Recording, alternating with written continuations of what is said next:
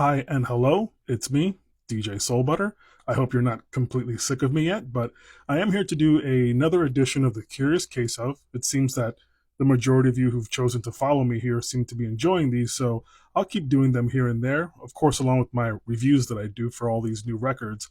But for this edition, I'm going to be talking about a band that I don't believe has reached any kind of iconic or legendary status, at least in comparison to the other acts that I've chosen to do this for, but they definitely have forged their own legacy and, in my opinion, definitely have a very dedicated fan base. So for this edition, I'll be doing the curious case of Interpol.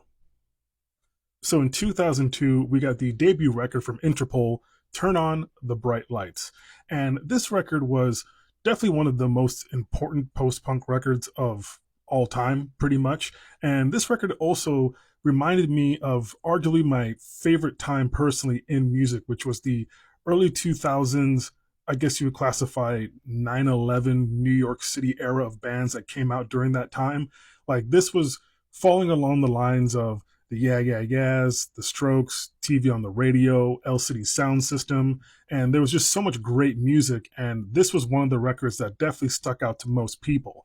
Now, again, as I mentioned before, I wasn't personally a huge fan of this record or this band. I did like it, but for some reason, it didn't particularly stick that much with me. I remember I dated a girl at this time who actually like pretty much lived and died by this album, but it definitely rocked. It was expansive, and looking back on it now in retrospect, when you look at their whole catalog and the timing of this record and the success it had, it was interesting to see just how this band would respond to the success of this record. Like, would they crumble or would they continue to make something that was relevant and at least just as good as this record? So a couple years later, we got their follow-up, the sophomore record, Antics. And for myself personally, I've always liked this record actually more than Turn on the Bright Lights. That might be a hot take, I guess you could say. But I always felt like these songs were just a little bit tighter. I also felt like this record rocked a little bit more in comparison, especially on songs like Evil and Slow Hands. And this record also definitely possessed that sleek, laid back, cool effect that they're known for on songs like, for example, Narc. And when it comes to this record, I do feel like this definitely stacks up against the best of the best that they have on their catalog. And they definitely defeated that sophomore slump following the success of Turn on the Bright Lights. This was still a very good record. They definitely continued to ride that wave and keep their momentum. And I also felt like this record was definitely more of the same. They were just kind of adding on to what they already had established, but could they go into more uncharted terrain? Could they expand their sound and song structure? And on their next record, they answered that question. So in 2007, we got their third record, Our Love to Admire. And this one was interesting to me because I remember when this came out, again, I wasn't the biggest Interpol fan, but everyone who I knew was an Interpol fan didn't really care for this record very much. They felt it was a bit too unfocused and too much of a departure in their signature sound that they had established for themselves. But I felt like this record still really rocked, especially when you listen to songs like Mammoth and What Do You Think? And I also really enjoyed the risks they took on their song structures on songs like No I and Threesome, Rest My Chemistry, Pioneer to the Falls. And also, I remember hearing about how this was by far the most tumultuous time for them as far as recording a record. They were kind of miserable putting this together. And it's just funny, I guess, because I don't personally hear that. I feel like whatever strife they may have gone through, they definitely got the fruits of their labor because to me, this is a really good piece of music. And I thoroughly enjoy it very much to this day. And I pretty much thought, okay, three really good records. Some people thought this was a bit polarizing, but they're really good. Nothing could go wrong, but I was wrong. So in 2010, we got their fourth record, which was self-titled, Interpol. And one, I think it's kind of ironic that this would be their self-titled record because it's definitely one of their weaker projects in my personal opinion. And, saying that, every time I've done these curious cases of someone in the comments will mention to me that whenever I say something to me is like their worst record, someone will say, well, that's actually my favorite of their catalog. Now, if anyone here is watching this and they're an Interpol fan, let me know. is this your favorite Interpol record? Because if so, I mean, kudos to you. I mean, you can enjoy whatever you want to enjoy, but that's a bold statement because I always thought that this was not very good. I mean, for some reason, this record sounds a bit lethargic, a little bit lazy, and what I mentioned prior on Our Love to Admire, as far as that being a tumultuous time for them, this sounds like a band going through something. This sounds like a band who's not really sure what they want to do, what they're trying to truly convey. And I don't think it's a coincidence that with this record came the departure of their longtime bassist, Carlos D.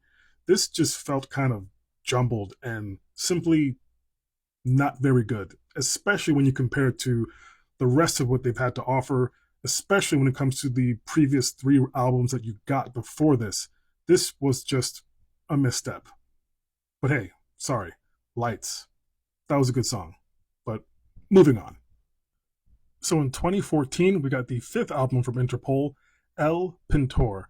Now, remember when I mentioned before how I was very, very late in my fandom of Interpol? This was the record that pretty much made me go back and revisit and do a deep dive into their entire catalog, including EPs, B-sides, everything. I don't know why, but for some reason this record spoke to me. I thought it was really good. And I will say, this is not in any way their best album by any means, but this was definitely a bounce back in comparison to their previous record, the self titled one. And I thought there was some really great songs on here. My Desire, Twice as Hard, Tidal Wave. Tidal Wave is a really, really underrated Interpol song. Really great song. And I thought, like, okay, now I'm into this. Now I'm in the world of Interpol fandom. I grew to really love this band. I felt like I needed to get a skinny black tie and some sunglasses and kind of join the fray, if you will. And yeah, this was a really good album, and I'm really glad that I finally came around to enjoying this band like so many others, because I was definitely missing out. So in 2018, we got their sixth record, Marauder. Now, I want to start off by saying I like this album. I thought this was a good record all in all, but I have one specific major gripe. Why does this album sound the way it sounds? It's weird. Like, if you're watching this, if you're an Interpol fan, I hope you get what I'm saying, because this whole record has this really weird, washed out, hazy effect to it that is not complimentary at all to these songs. Like, some of these songs really hit hard the best they can, like Flight of Fancy, for example, really good song. And the final act of that track is very epic in intention, but is ruined because it just sounds like this washed out, hazy mess. And it's really unfortunate. Like, this album is good, but it's also just really frustrating. And as of this recording, their last record, The Other Side of Make Believe, is a record that, man, I don't understand what the hell is going on here. And just to note, I know critically, I feel like it got positive reviews and some people liked it, but I don't get it. Like, I thought this record is kind of terrible. Like, when this was coming out, I heard, a new Interpol record's coming out. I'm like, sweet, can't wait to hear it. And they released their first single from it, Tony. And when I heard it, I was like, is this a joke? Like, this song sucks. Like, I don't understand. And then I listened to the record, and nothing else on it was that much better. Like, a song like Into the Night, for example, I believe is like 5 minutes long, but it feels like it's 10 minutes long. Like, it just goes on and on and on and just doesn't go anywhere. Like, it's strange how these songs, the structure of them just are beyond meandering. Like, I don't know if any of you loved this album, thought it was really good, but this is just as bad as their self-titled record. And it's unfortunate that I have to end this video on that note, but I hope that they come back with something much, much better and much, much tighter, because this is a huge misstep and they're capable of so much more than this. But yeah, that's all I got. Thank you for watching, of course, as always. Peace, love, butter.